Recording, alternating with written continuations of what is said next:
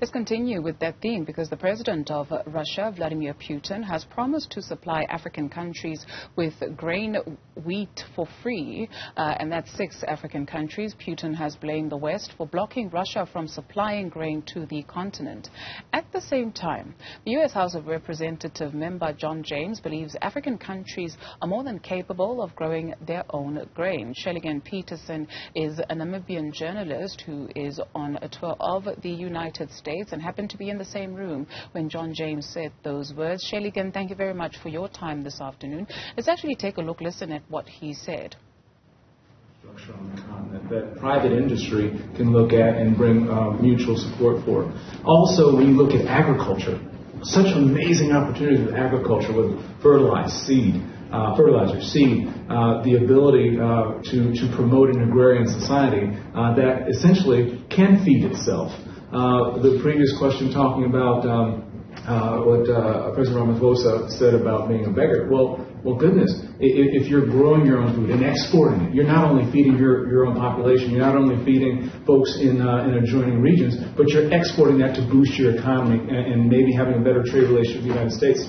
Another one, pharmaceuticals. We saw with this COVID crisis just the past couple of years ago that nations around the world were hoarding their vaccine, right?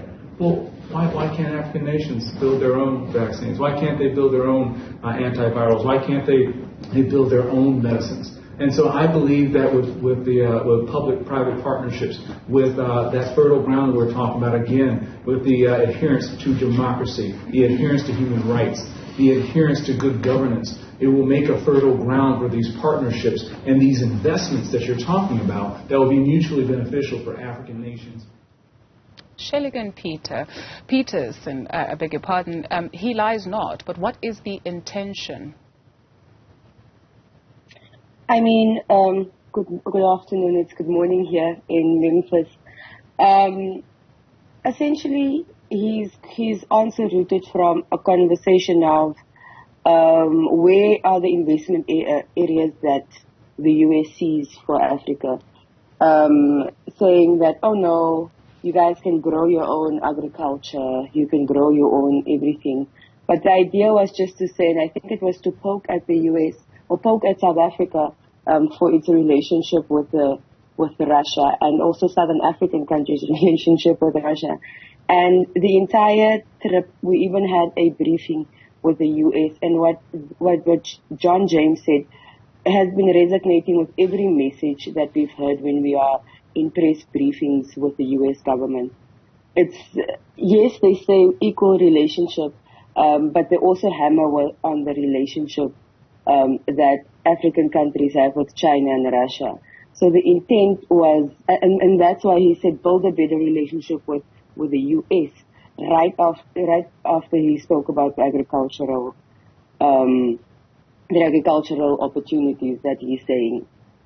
And that's just it, because as we speak, a few moments ago, we heard from the presidents of South Africa, including the president of Zimbabwe, that was addressing the Russia-Africa summit. And the president of Zimbabwe is speaking about the plenty of opportunities that are in existence in that country, saying Zimbabwe is open for business, but also bemoaning the West, the likes of the United States, for sanctions that they imposed on particular people. And so, as you say, that this is also looked at in terms of the relationship of South Africa, SADC with Russia. How then should we understand this? You know, so we are a group of African countries or African journalists who are on this tour in the US, going briefing to briefing from federal government to local governments.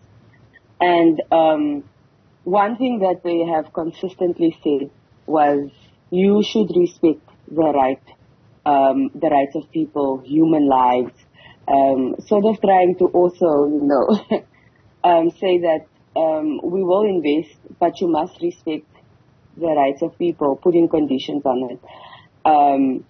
Saying that, for African countries, saying that investment opportunities are open. I mean, in Namibia, we have our vice president currently also there, Ngolo Mbumba, at the Russia summit, and the message has been the same: the business, we are open for business. But essentially, I think if on this tour, all that we've heard is the bashing of, you know, the relationships that Africa chooses to have. And if they want a better relationship, they must understand that they must respect human rights. And this is in line with what recently happened in some African countries, Uganda, Namibia, the anti-homosexuality laws that have been passed. Also PEPFAR saying we will remove funding or we will scale down funding if you don't respect human rights. And I just think that's what it's all about. It's countries trying to send each other messages.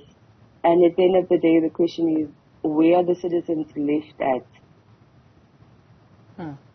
And that is the most important question. And so how has that message been received? Because that's one country that knows exactly how to work the media. So you've got a media contingency from the continent that is being told this message. How have you received it? From conversations that I've had with my colleagues, I mean, we are all aware of the way or the US's message that they're trying to send. So the conversations we're having is that at first we didn't really understand what were the ambitions with the strip of inviting 14 African journalists. And then it was coincidentally at the same time as the Russia-Africa summit. And then in every briefing, it's just that similar message coming through. And it was only yesterday for the first time that we actually got we had a meeting with one of the doctors here who honestly brought it down to the citizen. And that was the first time.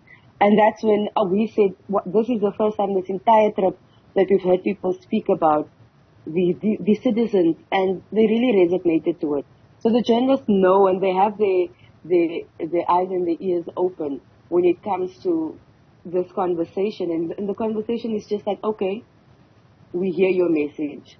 We hear your message. PEPFAR was very clear. If you guys are going to pass anti-homosexuality laws, we will scale down funding. We hear you. And the journalists just sort of listen and interpret it in the best way according to their countries. We were at a food bank just 2 days ago, speaking about food insecurity, but we have different ideas of what food insecurity is.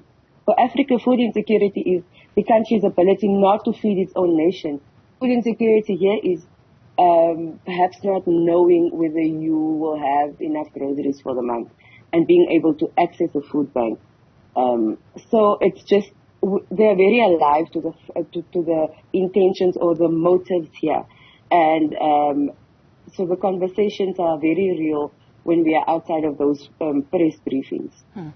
President Cyril Ramaphosa a short while ago said geopolitical tensions negatively affect countries in Africa. I wondered what that means, but hearing this, sort of you can read between the lines. And so thank you very much for your time this afternoon. Shelleygan Petersen is a Namibian journalist in the United States.